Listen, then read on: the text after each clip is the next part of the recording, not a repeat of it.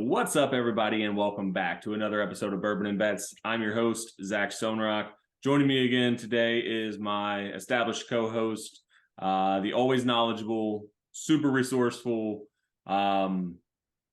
gives his best effort at dad jokes on every episode, the one and only Mr. Avery Cunningham. Avery, welcome back to the show.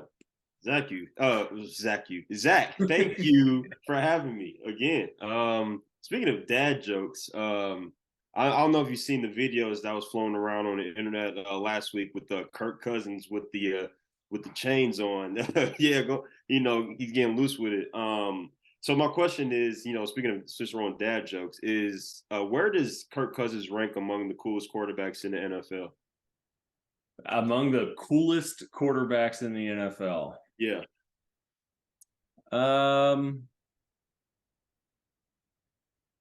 I mean, he's got to be up there now by this point. I mean, obviously we have Joe Burrow, right? Like, yeah, he's pretty cool. Yeah, Joe Burrow's cool. Yeah, he's arguably number one. So I think Drew Lock. I mean, when you see Drew Lock on the sidelines, like rapping to Jeezy and like, I mean, you got to give it up to him. He's not a starting quarterback, so I'm not sure if you're going starting quarterback. I mean, I think Geno Smith is cool. Like Geno Smith, he has to go after above Drew Lock because he actually starts. So right, I think he's cool. So I think he might be like top 5. Drew Lock is like, you ever watch Blue Mountain State? He's like Alex Moran. He's just like that backup.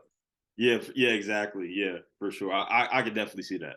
And then I'm just thinking around like the rest of the league. I'm not sure there's really this is gonna sound bad. I'm not sure there's any other cool quarterbacks.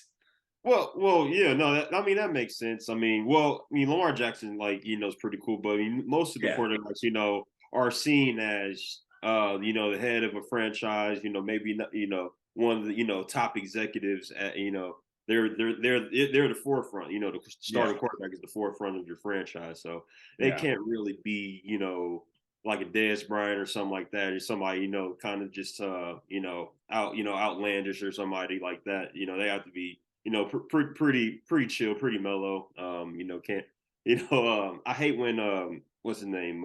Colin Cowherd. Cowherd starts talking about QBs. He said he doesn't like his QBs with the hat to the back. I'm like, dude, come on, man. It's not that deep, bro. He's just an old man. Yeah, he is old, but he's an old head in the world of sports and sports chatter, and he's one of those guys who's just very set in his ways, and I think he's not comfortable with the fact that like sports now are just so they're so like in front of people. They're like in your face all the time. So like these athletes, they have to have personalities, right? Like they're on social media all the time. These kids are looking up to them, and these kids want to be these athletes because of like their personalities, not just because of their on-field play. So I don't know. Sure. Coward can get over it.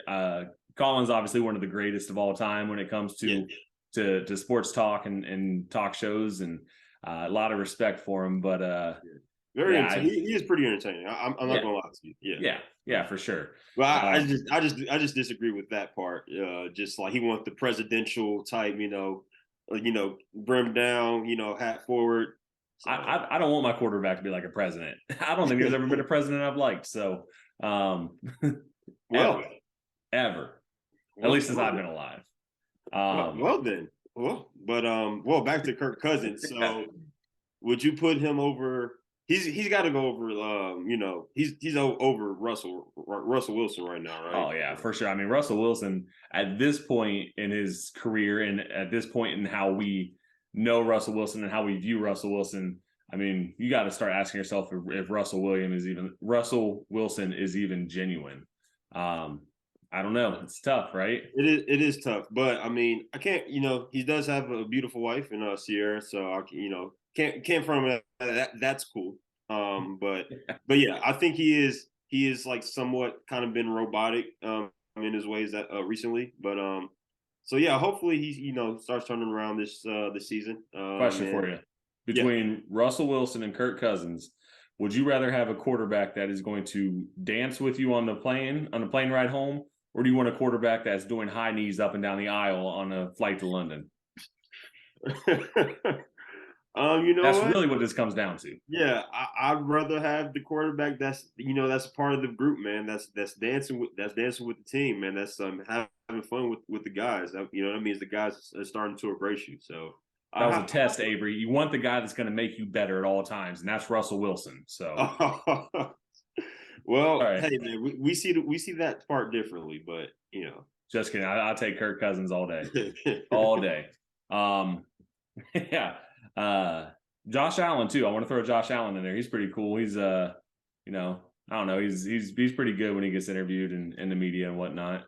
He's probably top 5, top 10. Like he's got handshakes with all of his all of his offensive teammates.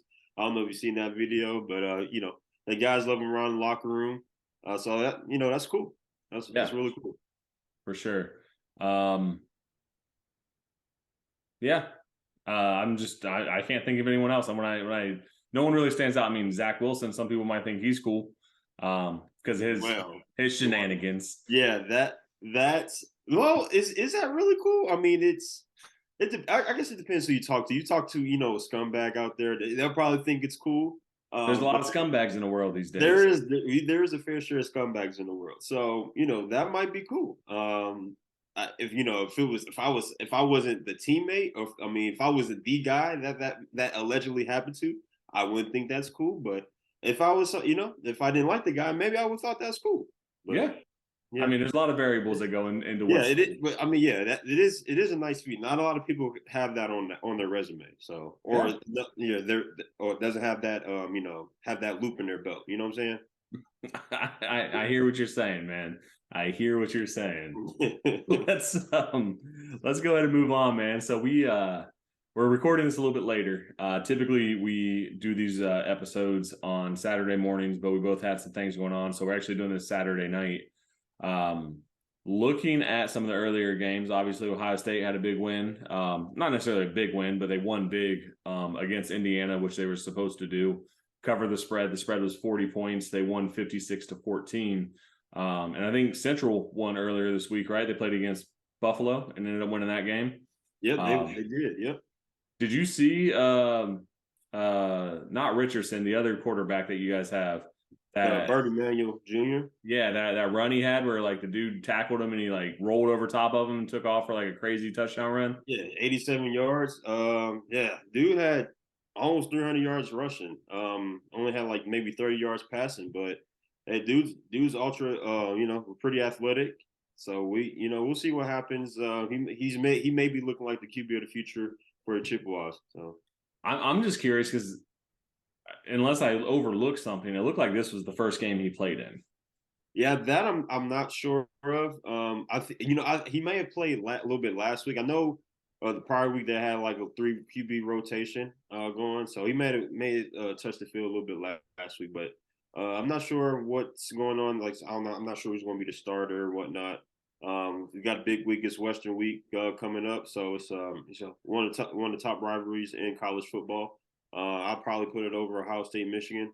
You would. Yeah, I certainly would.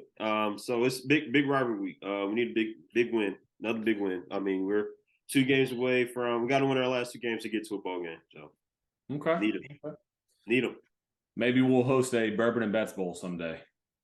Ooh, that would be sweet. Get our name on a stadium too, even if it's just a high school stadium. Hey, branding is branding. Hey, I'll take it. Yeah, get a nice ignorant trophy. Just some obnoxious trophy. We'll be way better than Barstool Sports. That bowl. Hey, nope. Take that back. Nope. I don't want Dave Portnoy coming after us. Take that back. Yes, you do. I guess taking that pub would be nice, but nope, not doing it. We're all competitors in the space.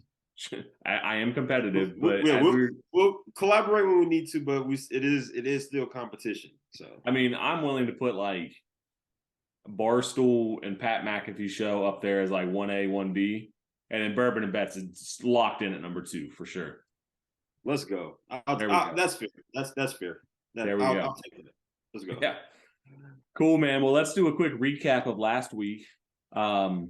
Looking at our records going into last week, you were sitting at 12-13. I was at 8-17. I actually had a better week than you did, but my week still wasn't great. So when I look at my games, I had the Dolphins minus 4.5. They ended up beating Chicago, but they only beat them by 3, 35-32. So lost that one. I had the Vikings minus 3 at the Commanders. That was actually a push. They won 20-17. And you actually had the Commanders on the other side of it plus 3. So that was a push for both of us. I took the Bengals Panthers over 42.5. I was at that game. I left that game at halftime. That game was just an embarrassment. Let's not spend any more time on that. Outside of the fact that the over hit 63 points. The Cardinals Seahawks, I took over 49.5. That game hit 52. So that was a win for me. And then I took the Titans Chiefs over 45.5. Missed that one. That total ended up being 37. So I went 2-2-1. And then on the opposite side for you, you had the Falcons plus 3 against the Chargers. They ended up losing that game 17-20 for your first push. You took Arizona minus 1.5 against the Seahawks. They ended up losing that game 21-31 for a loss. You also had the Rams plus 3. They ended up losing to the Bucks 13-16 for another push. You also had the Saints plus 2.5. They lost to Baltimore. Can't read my own handwriting here. Is it 15-27? 13-27? 13-27. Yeah, 27-13. Either way, the Saints didn't cover. And then you, as I mentioned, you had Washington plus 3, so that was the push. So you went 0-2-3. So that brings our records right now as it sits. You're at 12-15-3. I'm at 10-19-1. So catching up to you in the wins. Still pretty far away from you in the negative direction and the losses. With you at 15, me at 19, and then you have 3 pushes and I have 1 push. So the wins are getting close, but your win percentage is still pretty high up there compared to mine. Yeah, bad week. Couple things didn't go my way. I was just totally off on the Cardinals game and the Saints. So a couple the pushes. I was good for the first 59 minutes and 35 seconds or whatever. Then Ken Cade Otton and Scotty Miller start catching passes and then end up winning that game for the Bucks. Yeah. I'm not too mad about the Commanders game. I don't know if you've seen that touchdown pass from Heineke to Curtis Samuel, but I did not. Yeah, so it was if I didn't see the highlights, it was pretty much he was throwing the triple coverage. The ref was trying to get out the way. However, the ref hit one of the other oncoming defenders. So the other defender fell down. Curtis Samuel made a pretty good play on the ball. Came back to it, had to come back to it a little bit, caught it, then he rolled into the end zone. I'm like, dude, it was a bad decision, but worked out. It worked out. So I can't really be mad at that. So plus 3, I'll take that. The Chargers and Falcons games, nobody really wants to win that game. So, it is what it is. So I knew that game was going to be tough, though, having so many guys out, having Mike Williams and Keenan Allen out. Yeah. I knew that the Falcons were going to keep that one close. Yeah, not to mention that Marcus Mariota overthrew Kyle Pitts, what could have been deciding play of the game. He overthrew him by at least 50 yards. So it is a borderline touchdown, but sometimes the ball doesn't bounce your way. But it's all right. It's a whole new week. Yep, it is a whole new week. So let's go ahead and jump into this week. Obviously, we are in week 10 of the NFL, I believe. Yep, so we're week 10. So we have this week's slate of games. We'll just go ahead and jump into our typical rotation. We'll start with you. We'll go back and forth with our top 5 picks. I do have a big boy parlay written out here with the odds. So we'll fill in the pieces there at the end. Looking at these games, some of these games are pretty intriguing. So I'm interested in seeing who you have on your list for today or for this weekend.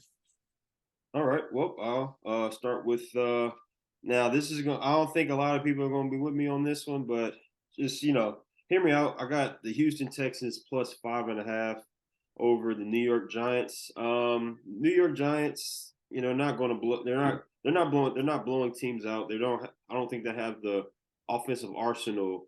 To like make a whole bunch of explosive plays, unless it's coming from Saquon, which with the Texans, rushing defense is bottom of the league. So I can see, a lot of rushing yards being accumulated by Saquon Barkley and Daniel Jones as well. So those two may run a little bit ragged against this Houston Texas defense. But however, on the opposite side of that, you got the New York Giants, who's they're not giving up a whole bunch of fantasy points to running backs, but they are 28th in DVOA when it comes to rushing. When it comes to their rushing defense, so it's just a matter of time when they're just somebody's just going to explode, and then they're going to running back's going to score 2 touchdowns, which I called. We remember Travis Etienne. That 2 touchdown games. Yeah. That was I did call that, came up short, and then they ended up. I think they did something funky and had a turnover in the one or something like that. So yeah, so I could definitely, but with also the Texans are pretty good against going against receivers. So with the lack of passing game and the options that the Texans do have, that the Giants have, I can definitely see the Texans keeping this one close. So I can see this be a 4-point game at that. So I like the Texans 5.5 this week. I stay far away from this game just because I can see this game really going either way. For a lot of the reasons you just said, I think it is going to be a battle of running backs. It's going to be Saquon versus Dameon Pierce. Dogs, yeah. both of them. Yeah. Both of them, probably. Honestly, 2 of the best young backs in the league. I know Saquon's been in the league for this is what his 4th year now, 5th year. It might be his 5th year. Might be his 5th year. So no, you might be right. It might be his 4th or 5th year. Well, either way, technically that's old in the NFL, right? For running backs, you're starting to get to that peak, and they expect you to start declining. But obviously, it's 5th year, I think, because it's Baker's 5th year, and then he went after Baker. So okay, yeah. So yeah, I mean, obviously, Father Time's not really catching up to him yet. He's actually having a very good season this season, bouncing back from those injuries. But Dameon Pierce might be the running back of the league over the next couple of years. The Texans aren't a great football team right now, but they're getting better. If they can get a few more pieces there where they don't have to rely solely on him and his rushing abilities, and they can open up the box a little bit for him, I can see Dameon Pierce being a very good running back over the next couple of years. Yeah, him and Kenneth Walker. Both of them, and Breece Hall. Obviously, he got hurt. But all 3 of them was for dogs. Definitely pretty good rookie class so far. When it comes to the skill positions, you see George Pickens popping off. Garrett Wilson. The running backs we just mentioned. So this has been some pretty good play so far. Yeah, for sure. I won't be tuning into that game. That's a game I don't care about, but I will check the score afterwards just to see if you were right. My first pick is actually the game in Germany, Tampa and Seattle. I'm going to go ahead and take Seattle plus 2.5 here. This line doesn't really make much sense to me. Tampa's not looking good, despite the fact that, Brady was able to bring them back and have that comeback win there at the end. Did that game end up going into overtime? I'm trying to remember. There was a lot of overtime games the past few weeks. They ended up scoring with not 16 seconds left or something like that. It was less than a minute. Gotcha. So yeah. I know Brady just had that big drive that had everyone in Tampa excited, but it was against the Rams, and neither team really looked good throughout that whole game. So, and Seattle's looking really good. I mean, I don't think anyone expected them to be 6-3 at this point in the season. Especially there was those quarterback questions at the beginning of the season. I think Geno's put all those to rest. He's been playing extremely well. As you mentioned, Kenneth Walker, who's also one of those running backs of the future for the NFL. When you look at Tampa Bay, they're only averaging 18 points per game, whereas Seattle's averaging 26.8. Granted, Tampa Bay's defense has also only given up 18 points a game. I I I just don't see Seattle slowing down here. They're playing for a lot more. They're I feel like they have more of a hunger for what's going on right now. Now, granted, Tampa sitting at 4-5. If they do win this game, then they are in first place in the NFC South again. So they're playing for that. And Brady's legacy on the line, likely his last year, right? He doesn't want to go out a loser. I mean, he may not win the Super Bowl, but he doesn't want to go out a loser. He's getting the divorce, so I think he might have another year. But go ahead. Anyway, I don't know. He has a really big broadcasting contract waiting for him. Seattle plus 2.5. The line doesn't make sense to me. However, I would say probably about 99.9% of the time when I say the line doesn't make sense, there's a reason it doesn't make sense, and I end up losing the bet. But I'm feeling pretty confident with Seattle plus 2.5 here. Yeah, that's a good call. I can also see this. Only reason I stayed away from this kind of feels like a get right game for the Bucks in that offense. It's like pretty good matchup when it comes to the slot. Like they'll use Chris Godwin a lot. Obviously, that like the receivers are they're one of the most when it comes to usage, they're they lead the league in usage, but they've been incredibly inefficient this year. So. Yeah. Is this a good get right game? We'll see. So, yeah, but yeah, that's the only reason why I stayed away from. I do see, can see everything that you just said that Seattle can win this game, but I don't know when the get right game is coming, but I didn't want to put it on this one, So yeah, I don't know. It's a get right game.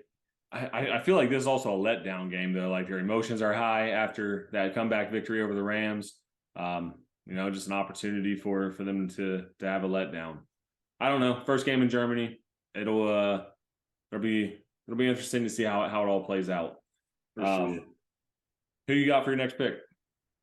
All right. So for my next pick, I'm going with the San Francisco 49ers minus 7.5 over the Los Angeles Chargers. The 49ers, probably as at least on the offensive side, they're as healthy as they have been this year. I think Trent Williams is going to Trent Williams is either he did come back last week or he's close to coming back. So I think he'll be playing. Obviously, Christian McCaffrey is healthy. Deebo Samuel is healthy. Kittle's healthy.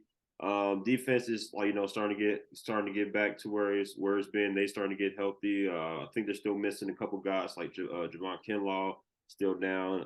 But you look on the other side, the Chargers aren't really that healthy at all. They're down at corner, down at receivers.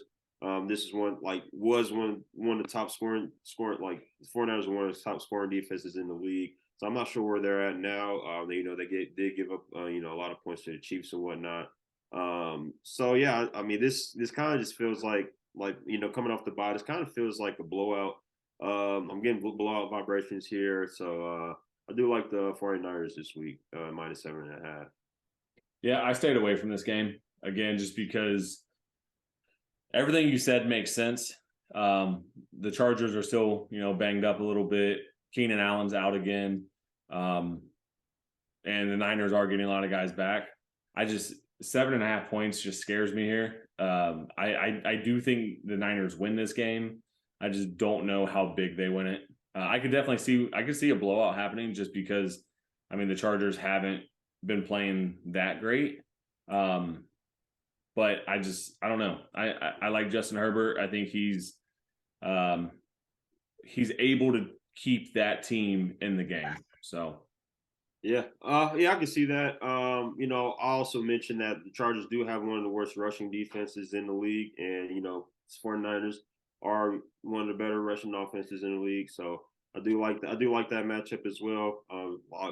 Also all the matchups on the outside, with Deebo, all the things you can do with shiny new toy and CMC. So yeah, I like all those things. Chargers haven't really been able to protect I forgot his man's name, Justin Herbert, all that well. So yeah, I can see this being a double digit game here. So fair enough.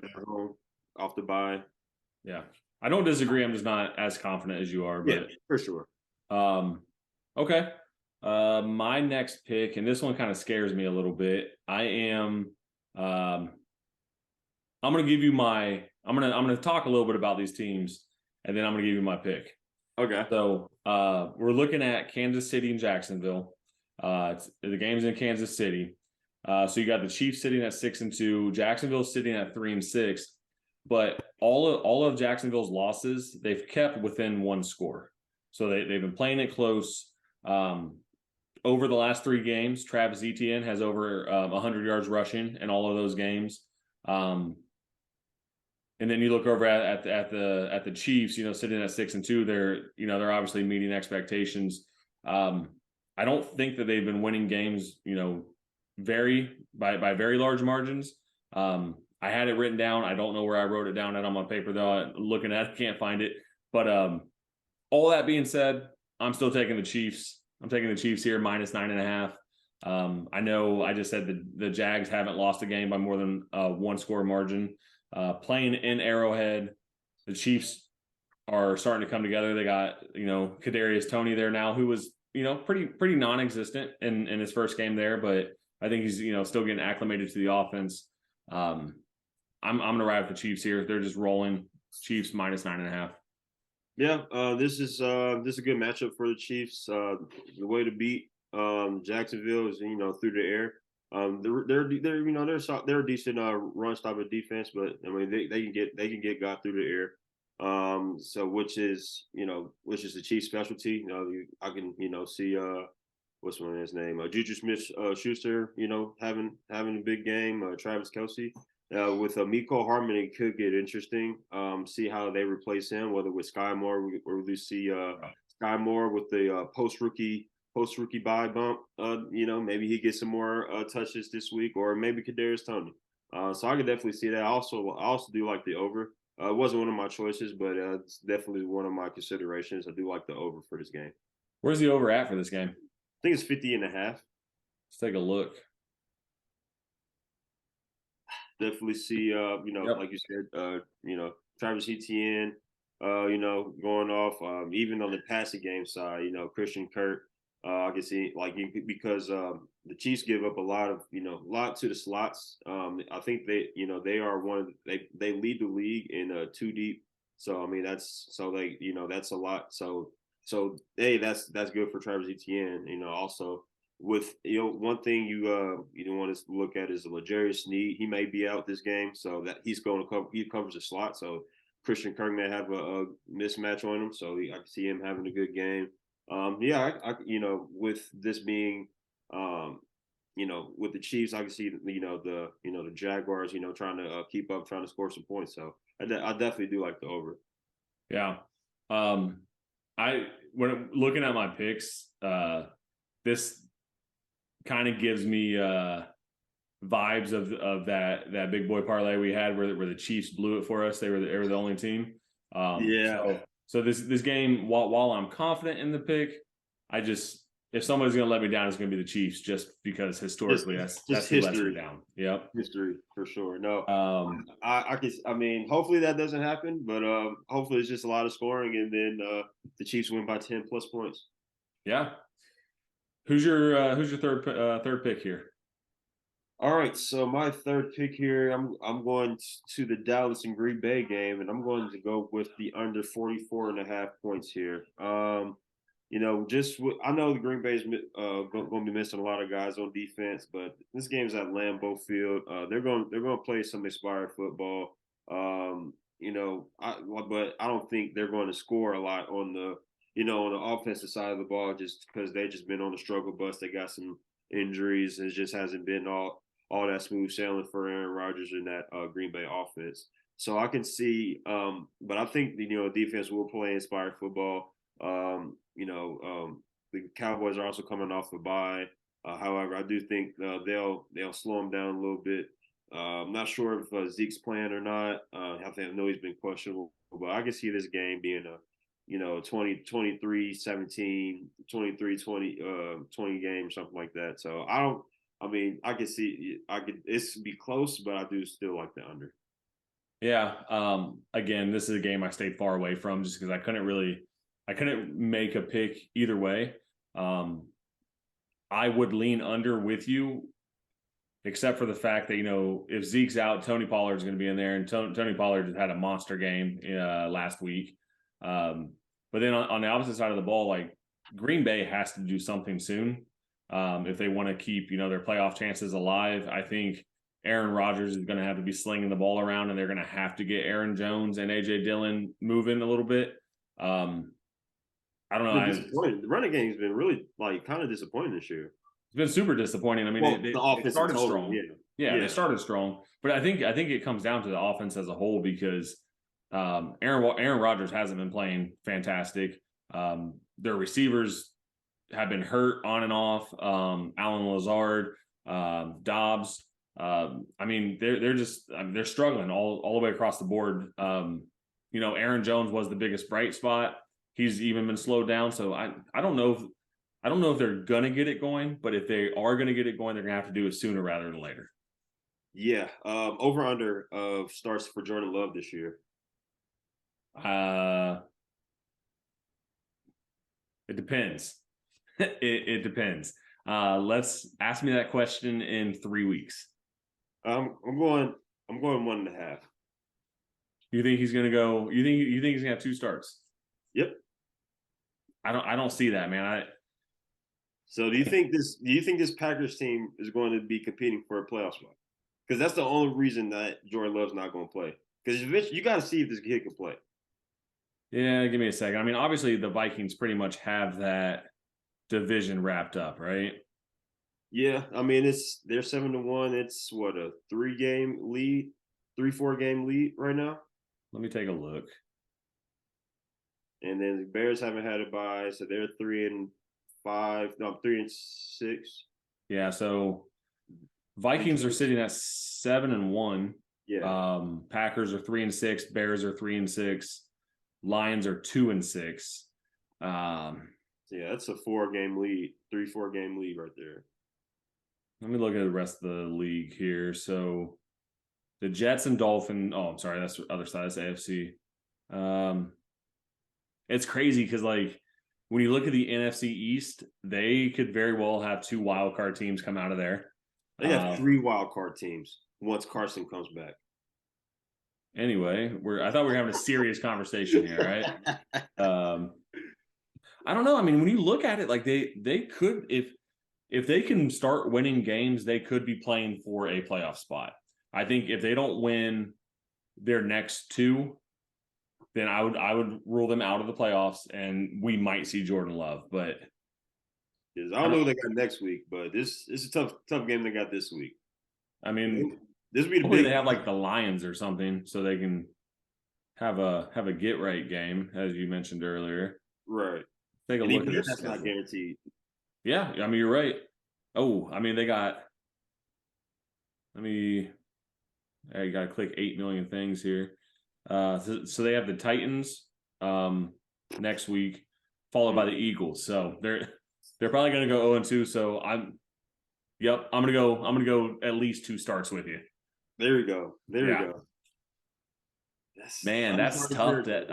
This talk about a fall. I mean, that just goes to show that Davante Adams had such a huge impact on that offense because he was able to stretch the field, and now Allen Lazard is the number 1 receiver. Nothing against him, but he's been balling low key. Yeah, I mean he's a great receiver, but he's not Davante Adams, right? No. And he doesn't have that same chemistry that Adams and Aaron had. So I think I do feel that the Packers did not do Aaron Rodgers any favors by not trying to trade for a big name receiver and not really having a big receiver signing in the offseason or even in the draft. Yeah, so, I mean, you would think they would have been more aggressive, but they got their 2 defensive guys, Devondre Campbell and the other kid from Georgia, which I'm drawing a blank right now, but I don't think either of those guys are going to play either. So yeah, it's tough over there. It's pretty tough right now. So they didn't trade up for Chris Olave. Even the Lions traded up their 2nd round pick. They went from 32 from the pick they got from the Rams traded all the way up to 12 and got Jameson Williams. So, they had the ammo to do it. They just didn't do it. So Yeah, and I mean the only saving grace that I could see, and I think this would be a long shot, and it would probably surprise everybody, is if OBJ decided to sign with him. But yeah. I don't see that happening. No, they had to offer him the bag, literally Yeah. the whole bag. Just take it. And I mean that front office has proven time and time again that they're not gonna do that for a receiver. No, so That's why Devontae Adams is not there right now. So, exactly. anyway, yeah, I can see the under happening, but I could, knowing that the Packers are playing kind of for their future, and Aaron's got to sling the ball. Maybe they get lucky and hit some big passes. So, since I'm not against you on that one, good luck. Hope it hits. Thank you, sir. Let's look at my third. Let's stick with that division up there in the NFC North. We got Chicago versus the Lions. I'm gonna go take Chicago -3. Just looking at this game, Chicago, as I just mentioned, sitting at 3-6. Detroit's at 2-6. Justin Fields is finally finding his way. Like, he's coming into his game. He's looking confident. He's feeling confident. You saw it last week against the Dolphins when he had a record-setting performance. If you look over the last 2 games, he's completed 66% of his passes. It's not on a ton of attempts by any means. He's not slinging the ball 50 times a game. But then he also has five touchdowns and 5 passing touchdowns, 0 interceptions, on top of 238 rushing yards and 2 touchdowns. So I think that offense is finally starting to revolve around him instead of them trying to force him into the offense. And I think because of his rushing performances, I think we are going to see big games out of David Montgomery and Khalil Herbert coming up. I see them running a lot of like zone read option type stuff. But then also on the flip side, watch out for Mooney to have some big games, because they're going to have to start bringing some more guys up in the box. And Mooney's a deep threat guy, and Fields has the ability to throw the deep ball. So I think defenses are going to have to start paying a lot more attention to the Chicago offense. And just looking at the Lions, it's the Lions, man. Same old Lions. So I'm taking the Bears -3 here. We got to put a little bit of respect on the Lions' name. They did beat the Packers last week, and they only gave up 9 points. We just talked about the Packers, though. We're not talking about last year's Packers. We're talking about this year's Packers. It's the Packers, nonetheless. Gave up 9 points, but it's a stepping stone. But I'm with you. Jared Goff against the road is no bueno. Dan Campbell so far, all 11-1 on the road. So I definitely see that happen. But both defenses, are poor. Chicago just traded away 2 of their better assets in Roquan Smith and Robert Quinn. So I do also like the over on this game. Wasn't one of my picks, but I definitely can see Chicago winning here. What was the over on this one too? I want to say it's either like 49.5 or 50.5. Oh, 48.5. Yeah, I definitely 48.5. Yeah. I can see the over. Yeah. Two running defenses aren't that great. Bears have probably maybe about an average or so passing defense, unless they play the Dolphins and Tua and all those guys. So I can definitely see this. Definitely another game where a lot of points could be scored here. Well, we are through 6 picks, and neither of us have any of the same picks or any contrarian picks. So I feel like some of those have to be coming up here soon. So let's go ahead and move into pick number 4. All right, for me, so this is going to be a little caveat, but I do like the money line for the Buffalo Bills and Vikings. So I like Buffalo money line here. I would say, with the spread, I'm not sure, because last I heard that Josh Allen was playing. This is an injury he may be able to play through. This is Saturday, so we don't. So things can change. Sean McDermott said this is an hour-to-hour situation that they're going to monitor. So the things can change. Tomorrow, come 1:00.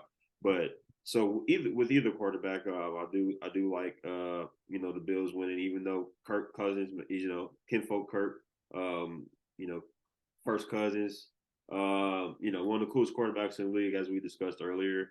But they're playing against this Bills team. Defense, they're pretty good on the road.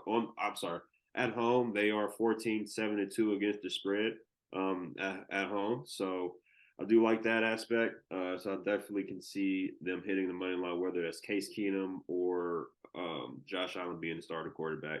If you remember this, if Case Keenum does happen to start, this could be a revenge game. You eventually got replaced by Kirk Cousins, and you did make the NFC Championship game. And who was that receiver that helped you get there? That was Stephon Diggs.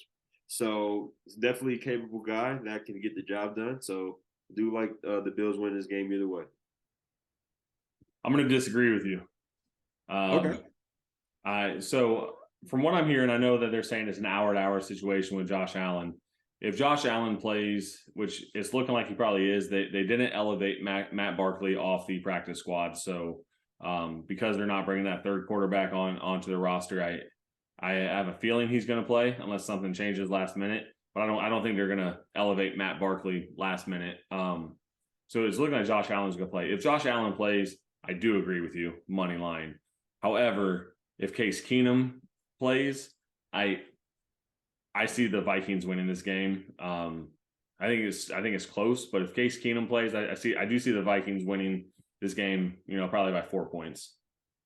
Okay. Well, that's why we play the game. So, you got to think without Josh Allen, you're essentially eliminating the Buffalo running attack, right? I mean, yeah. They could get creative and they get other guys involved. Isaiah McKenzie, Naeem Hines is also there. They get creative, get those guys the ball in space and watch them work. Devin Singletary, he's had some games where he was a bell cow. He had 17 carries in a game against the Chiefs. It didn't really amount to a whole bunch. I think he had like 84 yards, had some catches. So I can see. Hey, like I said, I can see definitely see if Josh Allen doesn't play, the game would be a little bit more grimy. But I like the Bills here. If Josh Allen doesn't play, I'm guaranteeing a Vikings victory. Guaranteed. Guaranteed. Shout out to Barkley, man. Yeah. Yeah, I don't know, man. So question for you. Josh Allen plays. Are you comfortable taking the Bills minus 6.5? Oh, yeah. Yep. Okay. Yep. Okay. Gotcha. So I guess when we're looking at your picks, Josh Allen plays, you going to change it to minus 6.5, or are you going to keep it at money line and just take the soft way out? This isn't going to work. This reverse psychology is that. I said the money line. That's what I'm rolling with. Okay. Didn't realize we were a soft gambling show. Oh, not wow. Sure when that happened. Not sure when that happened. Interesting. I am taking the Bills minus 6.5 just because I'm hearing Josh Allen's going to play. So, but I didn't realize money line was on the table, so I'm with you on that too. Wow. Fair. Hey man, is gambling, man. So everything's on the table. That's not one of my picks. That's not one of my top fives. That's just in the big boy parlay because there is still that chance that Allen doesn't play. So I don't want to lock that in as a pick, and I got to rely on Case Keenum. So my next pick, my fourth pick, I'm actually going to take the Saints at Pittsburgh. Saints minus 1.5. Saints are just a better team, in my opinion. Even though it's in Pittsburgh, it's an away game. Kenny Pickett's not looking great. 2 touchdowns to 8 interceptions. Najee Harris isn't able to get going because they can't get the passing game going to, spread the field a little bit for them. Whereas on the other side of the ball, you got Alvin Kamara playing extremely well. Andy Dalton, not great, but serviceable. I would take Andy Dalton over Kenny Pickett. It's kind of where I'm at right now. Wow.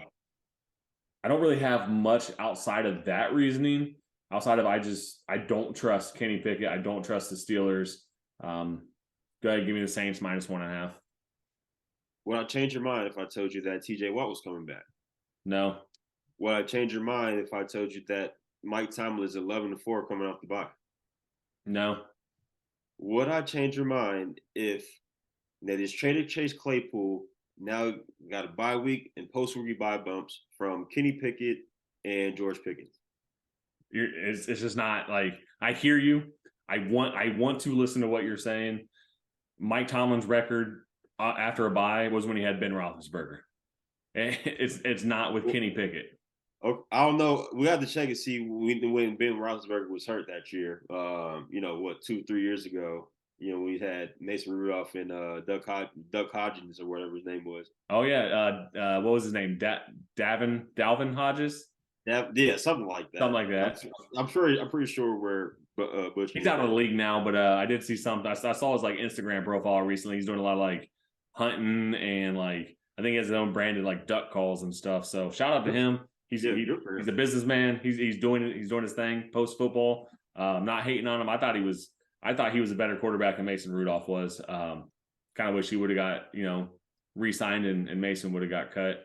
But it is what it is. But out of those 15 seasons, 11-4 off the bye, majority of those were Ben Roethlisberger. So fair. I would go Pittsburgh +1.5. Just Minka's out now, but with TJ Watt coming back, this is a better defense. So like that, also like them, come off the bye, making some adjustments, because the Saints haven't really been all sharp on defense. Unless you're talking about the Las Vegas Raiders game where they held them to 0 points. Outside of that, they haven't really been all that impressive on defense. So I would choose Pittsburgh +1.5. It's close though. It's not one of my picks, so I do hope you're right. And anytime the Steelers lose, it's a great day. So there we go. So again, we are 4 picks into this, and we have no same picks, no contrarian picks. Let's hear your 5th and final pick. It's probably like, I don't know, the Chiefs money line over the over the Carolina Panthers or something like that.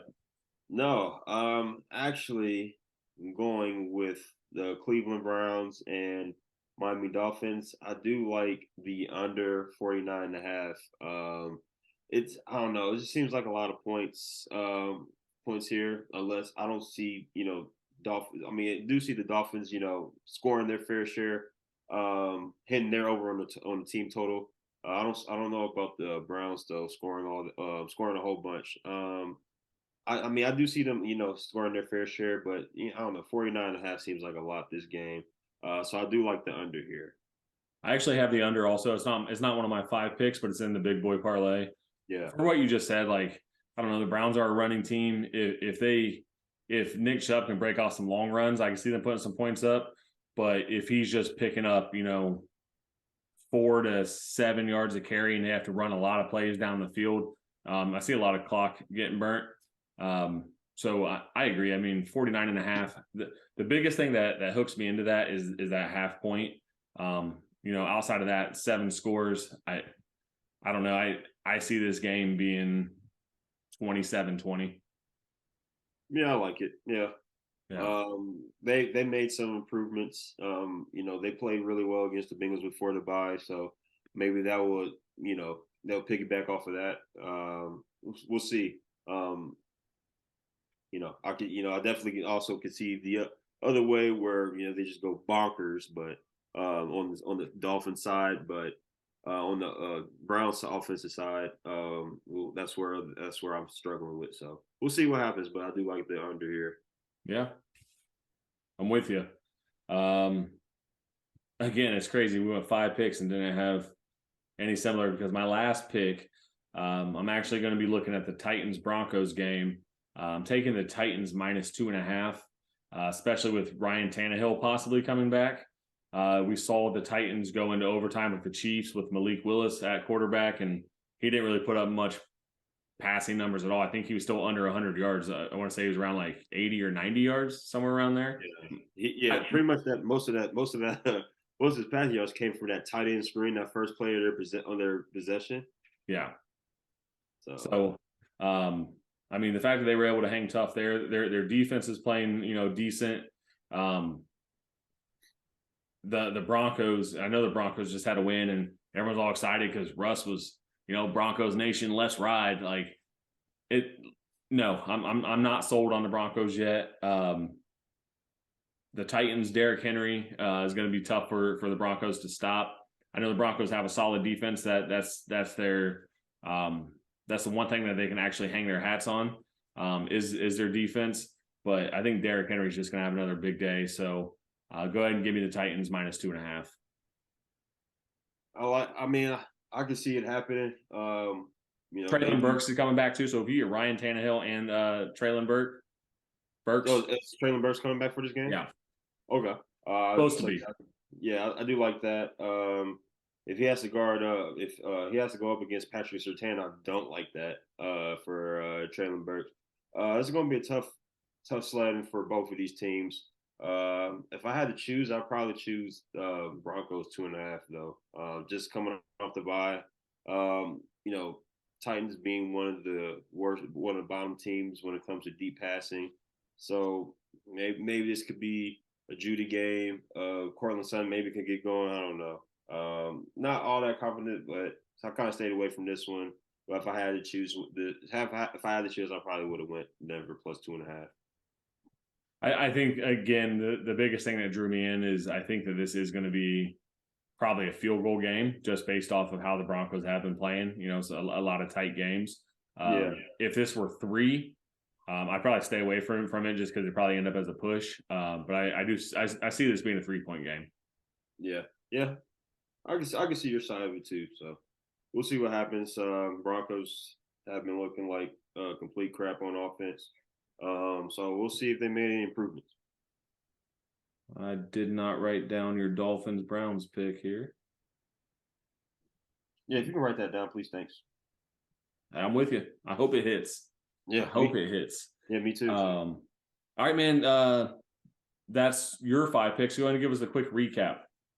Sure thing. So I got Houston +5.5, San Francisco -7.5, Green Bay, Dallas under 44.5 points, Buffalo money line, and I got Cleveland and Miami under 49.5.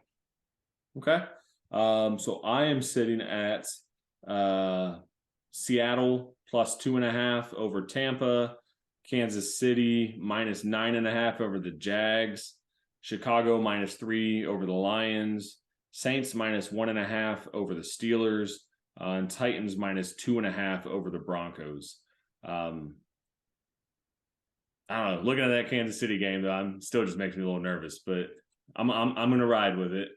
And then so those are my 5 most confident picks, even though I just told you I wasn't super confident in my Chiefs pick. If it means anything, Colin Cowherd chose the Jaguars +9.5. I feel pretty good about my pick. I thought you might. And then to round out the big boy parlay, which is an 8-leg parlay this week, I have the Dolphins Browns under 49.5. I have Buffalo over the Vikings -6.5. That's assuming Josh Allen's playing. Everything I'm reading kind of leans towards that. And then I also have the Cardinals and Rams over 40.5. The Rams that's one game I don't think we talked about at all. The Rams have to start scoring some points. And I think that the Cardinals are probably going to put up at least 20 points, 20, 24 points, somewhere in there. I don't know. Yeah, I don't like that pick at all. Because I don't know if Stafford is playing. Also, Kyler's going to be hobbled in this game if he does play. Without his running ability, it's not, because his offensive line is not great. Just because with a lot of injuries, Rodney Hudson still hurt. Justin Pugh is out for the year, that left guard. So like that, that interior, it's not really looking all that great. And if he can't run and kind of improvise, it's going to be tough sledding. for them having to block Aaron Donald. So for that reason, I mean, I don't like the block. And it's crazy. Like if you would have said this game maybe like at the beginning of the year, you would have thought this game would have been, you wouldn't be at 40.5 points. Oh, this would be a 50-point game, easy. Yeah. So yeah, I can't get there with you, but good luck. Hopefully it's a couple. I said it. I'm sticking with it. It's already done. It's done. So we're sticking with it. Hopefully. I also want to point out that I do like the over in the Titans Broncos game too. I don't have that included anywhere, especially if Ryan Tannehill's back. Yeah, it's kind of crept up a little bit. I think at one point this week, maybe on other sports book sites, it was at 36.5. So. Yeah. So, I mean, 3-point jump is big. And I wonder if that 3-point jump has anything to do with Ryan Tannehill potentially coming back. That, or are they going to let Russ cook? Maybe they let him cook. I hope not. But anyway, so the big boy parlay this week, the odds are plus 17,470. So you bet 100, you win 17,000. You bet $10, you win $1,747. So risk a little, win a lot. This is going to be the week, Avery. This is going to be the week that this wins. So, but yeah, I think Russell can be a sneaky DFS play this week, just because they're going to have to throw the ball. So if they can connect on his passes, and if they go over, like you said they are, it'd be a nice sneaky play this week. Which would be bad because I think Trevor might have Russell Wilson as his quarterback in our league. So I hope it happens for your sake, but that they score a lot on the running game this week. So yeah, Russ is always like over $8,000 in daily fantasy. So really? I'm not. There's no way. Let's take a look. Let's see. Over 8,000. There's no way. Let's take a look and we'll just look at FanDuel since that's the one is closest to me here. This is also a good reminder I need to set my lineup. Let's take a look. Oh no. Okay. Yeah, he's way down. Yeah, I was gonna say there's no way he could be 6,900. Yeah, that sounds about right. There's no way. Just trying to think about. I don't know. I'd probably stay away from him just because of how inconsistent he's been. No, I'm just saying, but they're not going to be able to run this game. Nobody wants to run the ball on the Titans. So yeah, and just if they're going to beat the Titans, you want to do it through the air. That's fair. I don't hate it. I'm not putting him in my lineup. Yeah, I mean, I'm glad to know who your quarterback is this week. Yeah. No, that's Trevor's quarterback. Okay, well, in actual fantasy. Yeah. If for single entries, I can't do Russell Wilson. If I had 20 entries or something like that, maybe, but just for one single one, I can't do it. Can't get there. Just trying to see who I do want to roll with.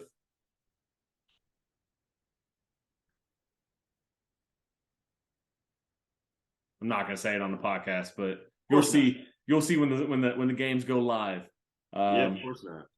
And I think you're going to see my guy at 1 p.m. So, yeah, I think that's where most of the scoring is going to take place, 1 p.m.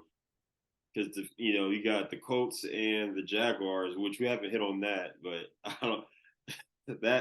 The Colts, both organizations are, both clown organizations right now. And then you got the Cardinals and Rams, and then I think there was maybe one more afternoon slate game. I can't think. You said the Colts and the Jaguars. I think you meant Colts and the Raiders. Yeah, I'm sorry. Yeah, Colts and Raiders. Thank you. Well, yeah, let's talk about that real quick, just quickly before we wrap up. I know you got stuff to get to, but the Raiders can't hold a lead. Yeah, they can't. Sorry, I got Mari, my baby girl's here. No, hey Mari. Oh. Hey Mari. Say hi. All right, but yeah, they can't hold a lead to save their lives. They got off to what a 20. They were up 20-7 or that's something against the Colts. Yeah, and Not the Colts, but the Jaguars, and then they still end up they still end up blowing the game. And then they got Waller went on IR, Renfro went on, Renfro's IR. and then They Blake just Martinez retired, mid-season. So something stinks over there. This is probably one of the more disappointing hires so far this season. In Josh McDaniels. So it's gotta give him time. Got to give him time. yeah, of course. But I mean, you would think with the addition of him and with the addition of Devontae Adams that this offense would have took off a little bit, but it hasn't happened. Hasn't happened. And the Colts, I don't know. I think that hire of Jeff Saturday, I strongly disagree. If this is a way for Jim Irsay to potentially, maybe if this is a success, get around the Rooney Rule, I think this is total bullcrap. This guy hasn't. I mean, obviously Jeff Saturday, you know, great center, for Peyton Manning, the Colts organization. His last job was a high school job. His last season, he was 3-7. Yeah, he was a bum in as a high school coach. Yeah. So, yeah, if he does do really good, more power to him. But it's just I think it's disrespectful for all the coaches, that's been in this profession for forever, trying to wait for their opportunity, and just for them to get passed up by ESPN analysts. It's a clown organization. They did wrong by Carson Wentz and by Matt Ryan. It's not good. Not good. I would love to see the Colts go after like Eric Bieniemy. I think he would be a good fit there, just because of the offense. Yeah, forgot about the fact that they fired. Yeah, I mean, well, obviously, I talked about Jeff Saturday. I didn't even talk about Frank Reich. Kind of got a raw deal. Had 5 quarterbacks in each of his years. So then they fired the offensive coordinator. It's just a trash organization right now. It's a bad situation. Feel sorry for the players that got to go through that. Yeah, no, I agree. I think the Raiders will be fine in a couple years.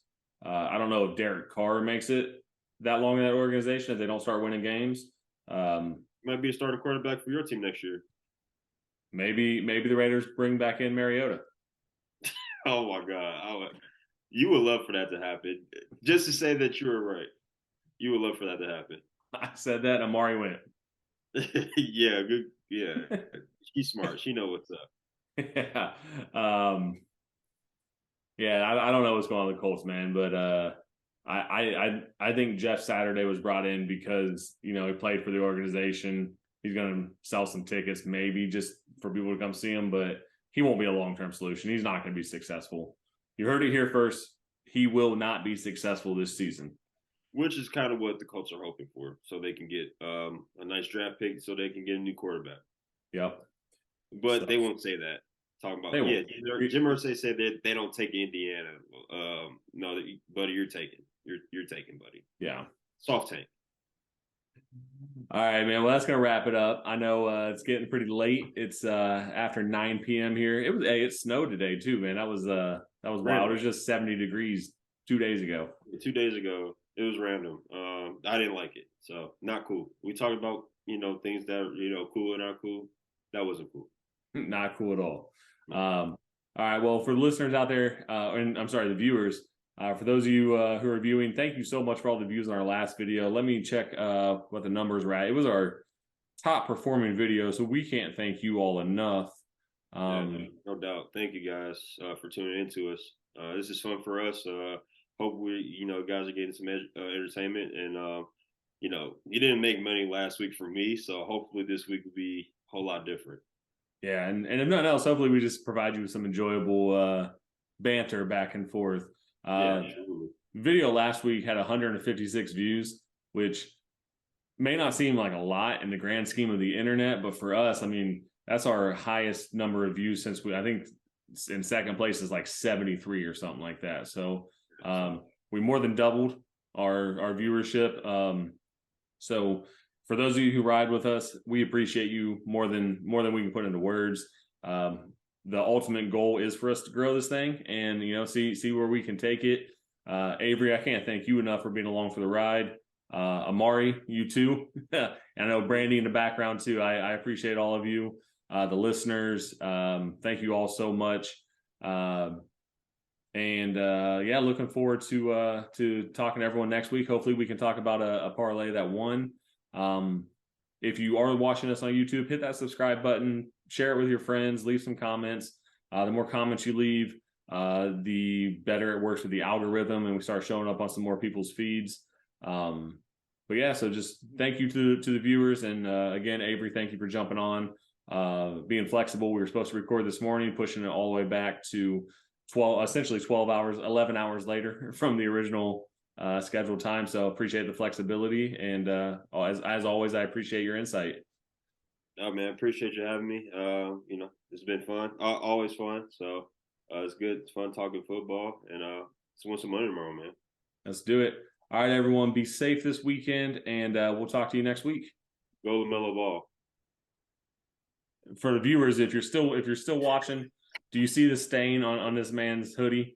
LaMelo Ball's back tonight, baby. The brand does not even exist anymore. So yes, it does. It never dies. it existed. Never dies. They sold two sweatshirts. They're both in Avery's closet. Once again, not true. Thank you, everybody. I'm not going to subject you to this type of punishment. We will see you all next week.